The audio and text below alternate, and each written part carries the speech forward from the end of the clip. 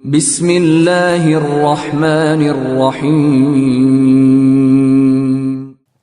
Ayat 152 yang bunyinya a'udzubillahi minasyaitonirrajim fadhkuruni adzkurkum washkuruli wala takfurun.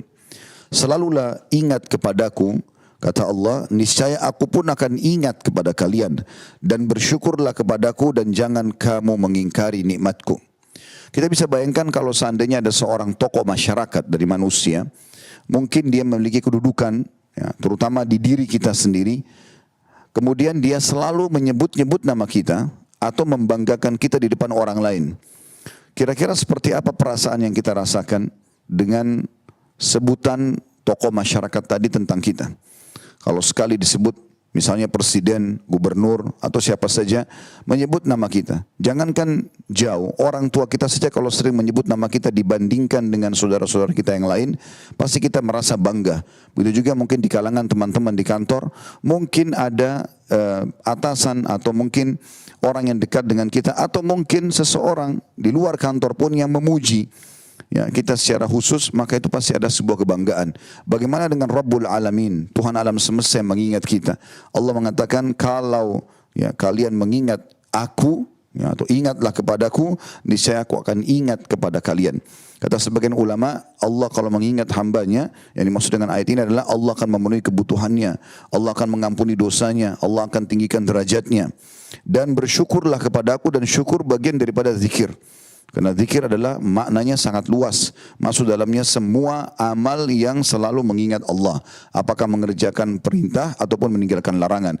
Dan salah satu substansialnya adalah berzikir dengan lisan. Dan Allah mengatakan, dan jangan pernah mengingkari nikmatku.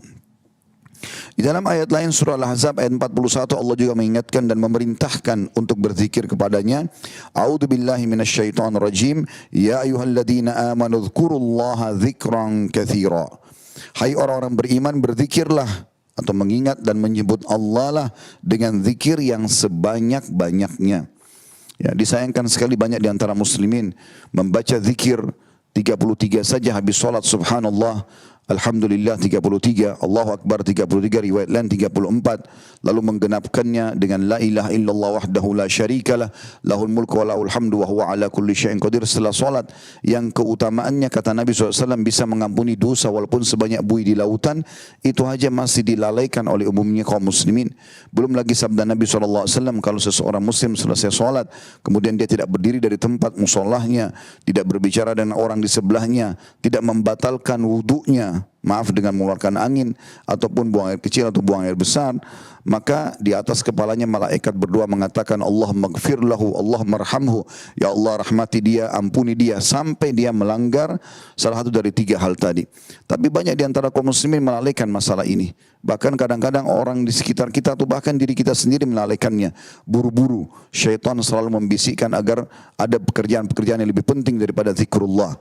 Padahal kita akan dengarkan nanti berapa banyak atau akan ada tambahan banyak sekali dalil tentang keutamaan zikir dan hal-hal yang luput dari orang-orang yang justru tidak berzikir.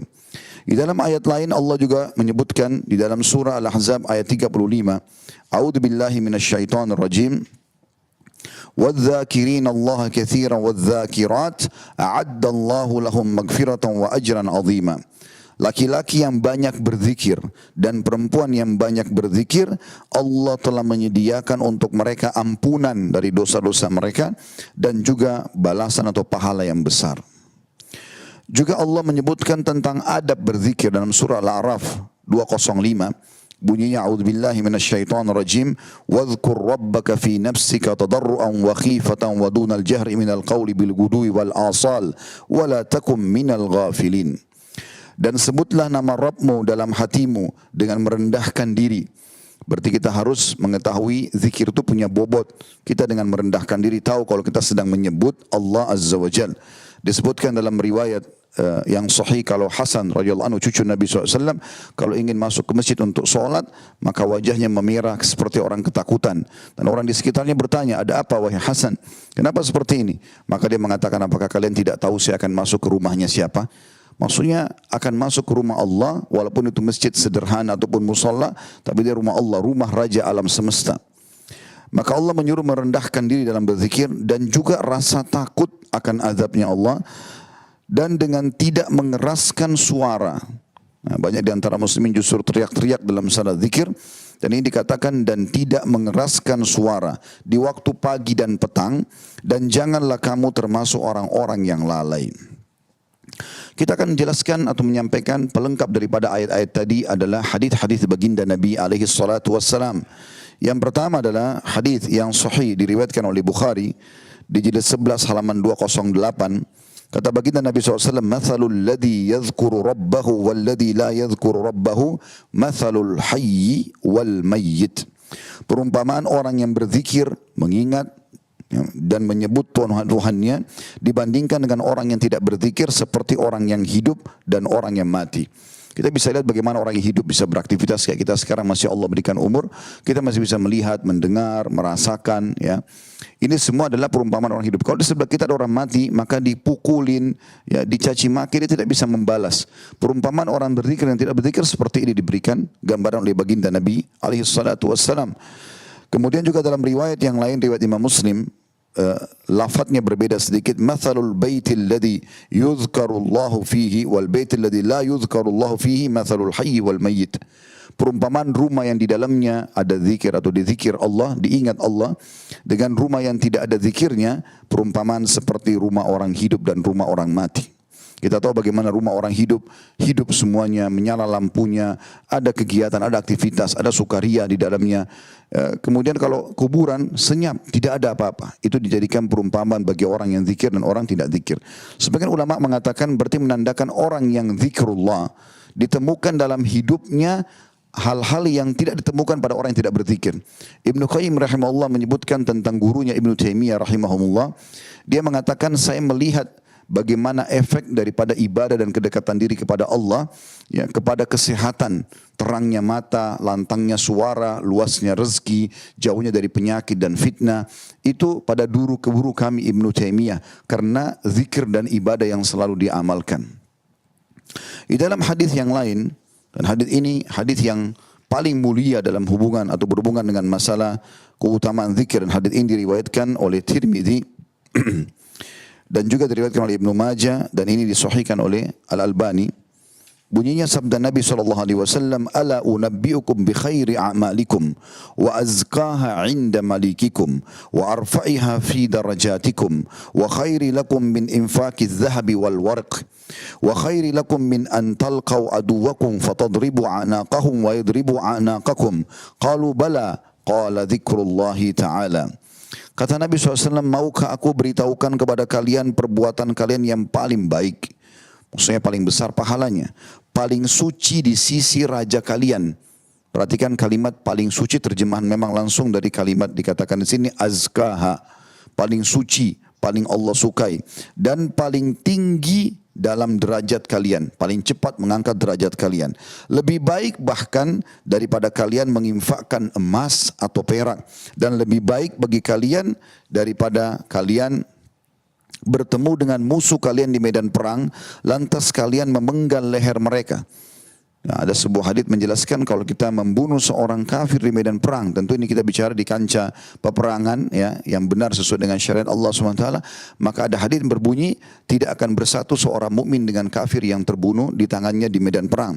Artinya ada jaminan surga bagi si mukmin tadi. Dan kalian atau mereka memenggal leher kalian atau kalian mati syahid. Jadi luar biasa ini. Amalan apa kira-kira yang bisa menyatukan semuanya? Maka para sahabat mengatakan, tentu wahai utusan Allah. Kata Nabi SAW, berzikir dengan menyebut dan mengingat Allah Azza wa Jalla. Di dalam hadis yang lain juga, hadis yang mulia dan hadis sudah masyhur diriwayatkan oleh Bukhari dan Muslim. Kata baginda Nabi SAW, dan ini hadis qudsi, yaqulullahu Azza wa Jalla, Allah yang maha suci dan tinggi berfirman, ana inda dhanni abdi bi, aku selalu sesuai dengan prasangkaan hambaku. Wa ana ma'ahu idza dzakarani, dan aku selalu bersamanya kalau dia mengingatku. Fa in dzakarani fi nafsihi dzakartuhu fi nafsi, kalau dia mengingatku di dalam dirinya, aku pun akan mengingatnya di dalam diriku. Wa in dzakarani fi mala'in dzakartu fi mala'in khair minhum, Dan kalau dia menyebut aku di tempat keramaian, maka aku akan menyebutkan dia atau menyebut dia di keramaian yang lebih baik daripada mereka, maksud di kalangan para malaikat. Wa in taqarraba ilayya shibran taqarrabtu ilaihi dhira'an, dan kalau hamba tersebut berusaha mendekatkan diri kepadaku sejengkal, maka aku akan dekatkan diri kepadanya sesiku atau sedepa. Wa in taqarraba ilayya dhira'an taqarrabtu ilaihi ba'an, dan kalau dia mendekatkan diri kepadaku satu depa, maka aku akan mendekatkan diri kepadanya. Kalau dia satu siku maka aku satu lengan, ya kurang lebih terjemah begitu. Wa in atani yamshi ataitu harwala, dan kalau dia berusaha datang kepadaku dengan berjalan, aku akan datang kepadanya dengan berlari. Maksudnya adalah Allah Azza wa Jalla akan mendekatkan diri kepada hambanya yang selalu berzikir kepadanya. Juga ada seorang sahabat Nabi yang mulia bernama Abdullah bin Busr radhiyallahu anhu. Ini hadis diriwayatkan oleh Tirmidzi dan juga Ibnu Majah dan disahihkan oleh Albani, bahwa seseorang laki-laki pernah berkata, ya Rasulullah, sesungguhnya syariat Islam telah banyak bagiku. Maksudnya terlalu banyak, saya tidak tahu apa yang harus saya dahulukan dan saya amalkan, yang saya rutinkan. Maka oleh karena itu beritahukan kepada aku sesuatu yang aku bisa berpegang teguh padanya, yang selalu aku jadikan sebagai pegangan. Maka beliau bersabda, la yazaru lisanuka ratban min dzikrillah, maka hendaklah lisanmu selalu berzikir kepada Allah. Termasuk zikir yang sangat mulia adalah membaca Al-Quran. Dan ini yang banyak dilalaikan oleh kaum muslimin. Para sahabat ridwanullahi alaihim, mereka berlumba-lumba mengkhatam Al-Quran. Ada di antara yang mengkhatam 3 hari, ada yang 5 hari, ada yang 7 hari. Dan umumnya maksimal mereka mengkhatamnya sekitar 15 hari. Bahkan Uthman bin Affan radhiyallahu anhu di bulan Ramadan mengkhatam 30 juz di solat witirnya, yang umumnya biasa muslimin membaca surah Al-Ikhlas. Kalau anda bertanya bagaimana bisa mereka mengkhatam Al-Quran seperti itu, kata ulama, karena Allah berikan keberkahan. Kalau seseorang sudah terbiasa mengerjakan sebuah ibadah, maka ibadah itu akan jadi ringan untuknya dan Allah berikan keberkahan. Misal, orang belum pernah berdoa sebelumnya, maka pada saat dia pertama kali berdoa akan berat rasanya, dan dia tidak tahu kosakata apa yang harus dia pilih dan dia susun. Tapi kalau dia sudah jadikan sebagai rutinitas, maka Allah akan berkahi, maka keluarlah kata-kata dari lisannya yang tidak pernah terlintas sebelumnya untuk berdoa kepada Allah. Begitu juga dengan sedekah misalnya, dia kalau belum pernah sedekah maka akan berat baginya. Tapi kapan dia sudah menjadikan sebagai rutinitas walaupun sedikit, akan muncul program-program sendiri dalam dirinya di dalam sedekah itu. Dan seterusnya semua ibadah seperti itu. Salat malam orang kalau pertama kali mengerjakan akan berat, tapi kalau dia sudah biasakan mengerjakan maka akan muncul keberkahan, akan muncul ide-ide dia, program-program di salat malam itu. Misal tadinya dia cuma baca surah-surah pendek, sekarang mulai malam setelah sebulan, setelah setahun dia akan baca beberapa puluh ayat, mungkin akan berkembang jadi ratusan ayat, mungkin dia akan mengkhatam Al-Quran hanya dengan beberapa malam saja. Nabi SAW bersabda tentang masalah zikir yang mulia ini, man qara'a harfan min kitabillah falahu bihi hasanah. Siapa yang membaca satu huruf dari Al-Quran atau kitab Allah, dia akan diberikan satu pahala. Wal hasanatu bi asyri amthaliha, dan satu pahala itu Allah akan lipat gandakan menjadi 10 kali lipat. La aqulu alif lam mim harf, dan aku tidak mengucapkan alif lam mim adalah satu huruf, walakin alifun harfun wa lamun harfun wa mimun harf, tapi alif adalah satu huruf, lam satu huruf, dan mim satu huruf. Hadis ini tentu diriwayatkan oleh Tirmidzi dan disahihkan oleh Albani. Dalam hadis yang lain juga, ini hadis yang mulia tentang masalah membaca Al-Quran, dan usahakan lowongkan saudaraku seiman walaupun cuma 1 ayat, 2 ayat setiap kali ada kesempatan, bukan setiap hari. Kalau anda mau memilih jumlah minimal dalam sehari, maka ada minimal 10 ayat. Diambil daripada sikap para sahabat ridwanullahi alaihim, mereka menukil satu sama yang lain.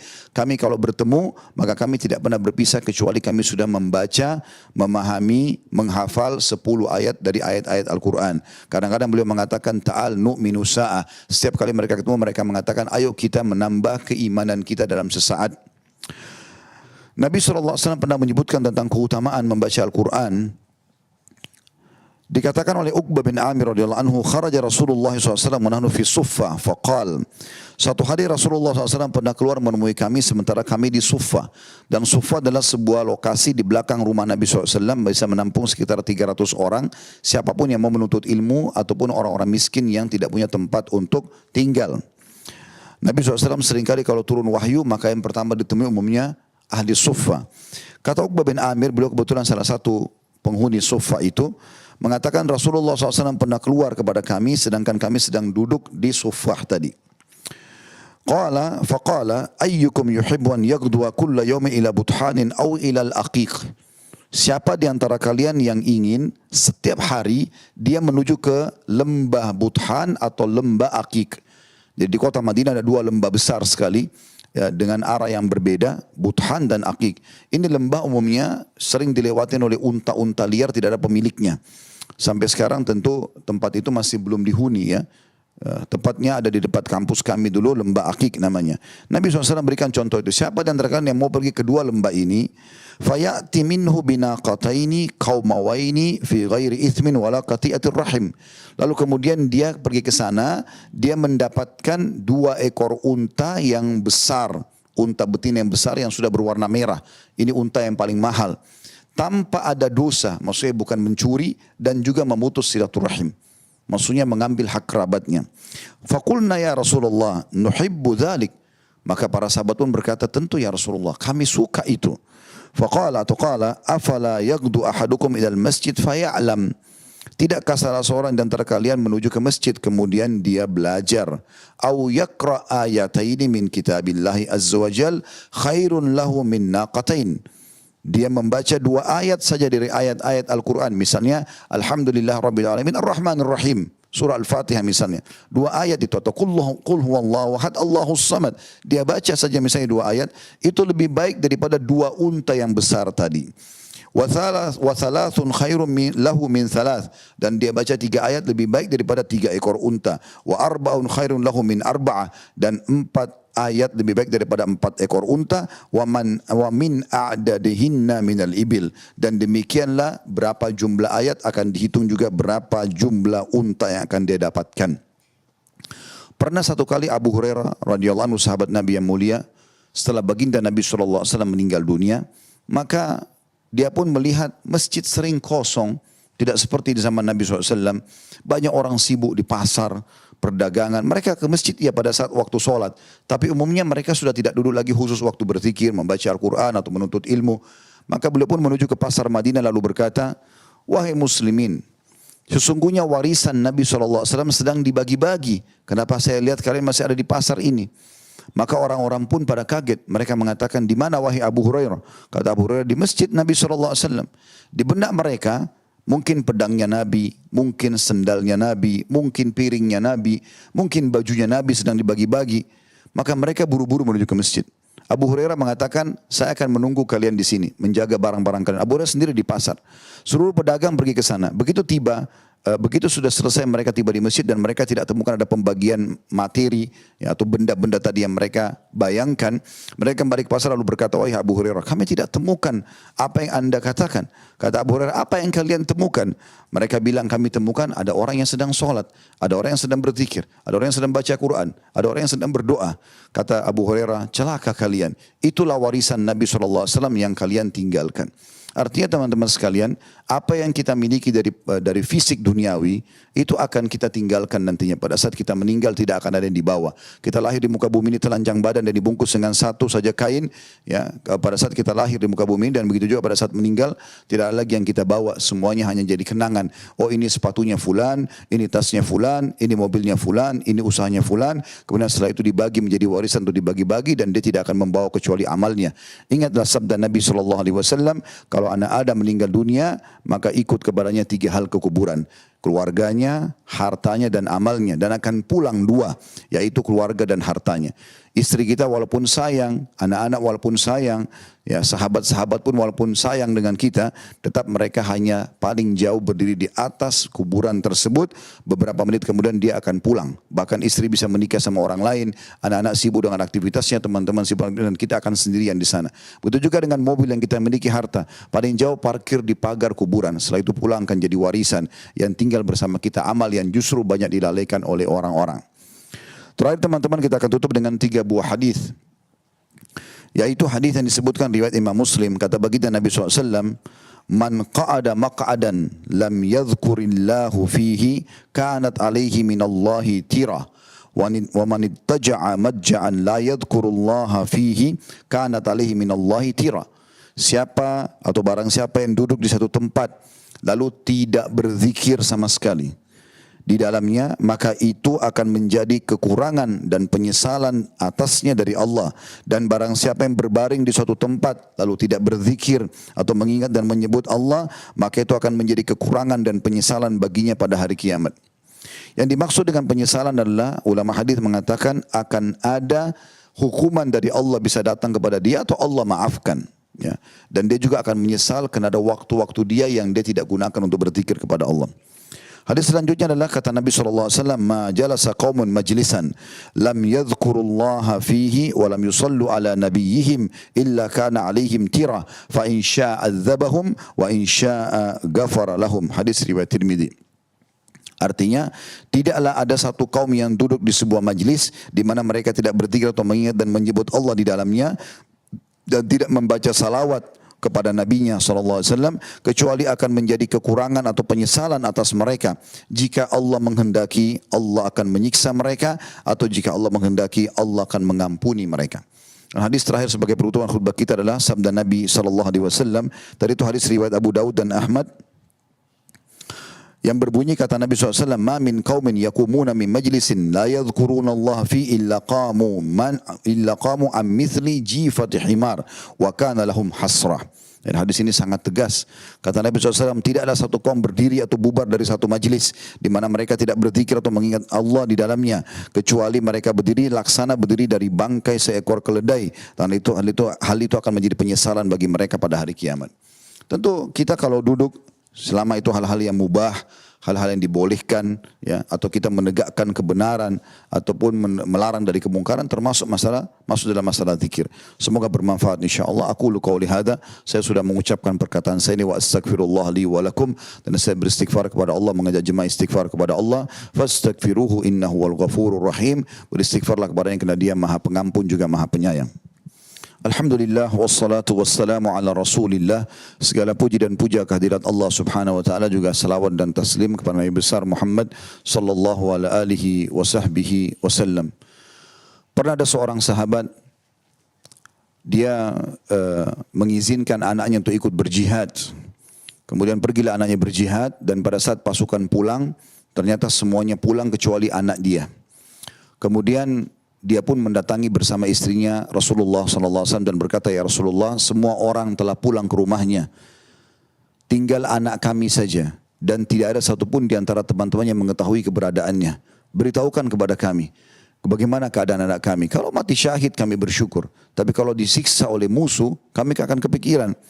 Kata Nabi SAW, pulanglah dan amalkanlah la haula wa la quwata illa billah. Ucapkan itu dan perbanyak. Bukan cuma sekali dua kali. La haula wa la quwata illa billah. Maka suami istri pun pulang. Mereka mulai berzikir membaca la haula wa la quwata illa billah semalam suntuk sampai mereka tertidur. Di tengah malam atau sepertiga malam sebelum subuh, tiba-tiba si ayah terkaget mendengar ada ketukan pintu. Kemudian pada saat dibuka ternyata anaknya datang dan dia mengatakan, bagaimana ceritanya wahai anakku? Maka dia mengatakan, entah beberapa waktu lalu kenapa saya waktu ditawan oleh musuh, rantai-rantai yang terikat tangan dan kaki saya menjadi renggang dan akhirnya saya bisa pulang ke sini. Maka kata anaknya, maka kata ayahnya, itulah ya hasil daripada zikir yang diajarkan oleh Nabi alaihi salatu wassalam.